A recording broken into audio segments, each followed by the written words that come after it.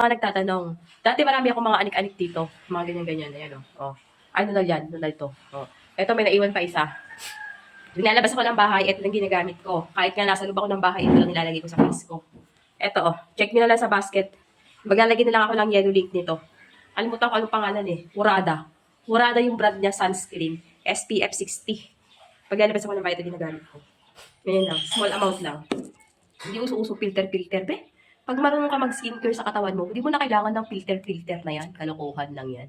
Okay? Tsaka pangit yun. Pag nagpi-filter ka, pangit ka na nga, puro ka pa-filter. Bebe, maniwala ka sa akin, lalo kang papangit.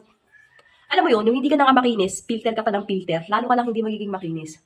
Kaya gumamit na lang kayo ng tamang skincare para ma-maintain nyo na maayos yung skin nyo. Tsaka, hindi maganda yun kasi pagkakita sa'yo sa personal, naku, magugulat lang. Uy, nagustuhan ko pala sa sunscreen na to, walang white cast. Ganun lang, be. Everyday lang ako naglalagay nito. Everyday lang ako naglalagay. Hindi ako mahilig sa sunscreen. Hindi ako mahilig sa sunscreen.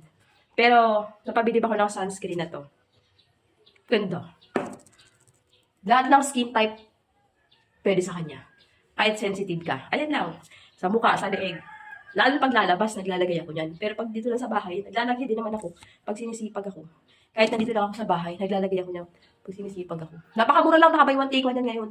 Check niyo sa basket. Sulit yan. Pasensya na kayo sa boses ko. Bumigay na. Okay?